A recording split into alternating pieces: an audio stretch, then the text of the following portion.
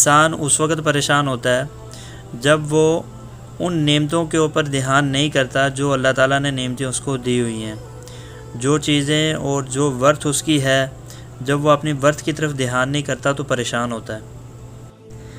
اللہ پاک نے تو ہماری زندگی کے اندر ہم میں سے ہر انسان کے اوپر نعمتوں کی بارش کی ہوئی ہے۔ اللہ تعالیٰ قرآن مجید کے اندر فرماتے ہیں، اللہ کے نام سے شروع جو بڑا مہربان نہایت رحم کرنے والا ہے۔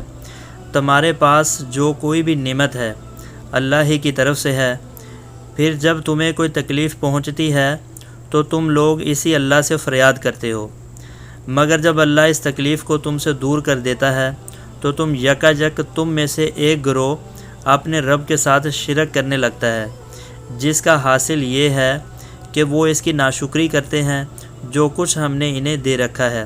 اچھا چند روزہ زندگی کے مزے کر لو، ان قریب تمہیں معلوم ہو جائے گا۔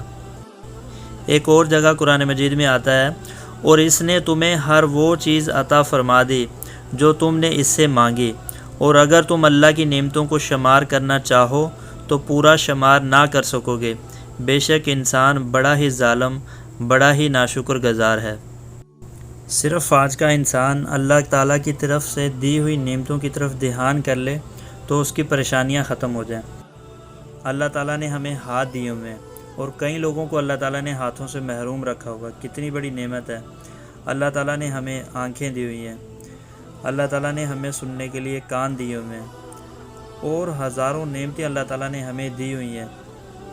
اگر ہم دل سے اللہ تعالیٰ کی ان دی ہوئی نعمتوں کا شکر ادا کریں گے اور ان نعمتوں کو ویلیو دیں گے اپنی زندگی کے اندر، تو پھر انسان کی پریشانیاں کم ہو جاتی ہیں، پھر انسان پریشان ہونا چھوڑ دیتا ہے، اور پریشان وہی انسان ہوتا ہے جو ناشکرا ہوتا ہے۔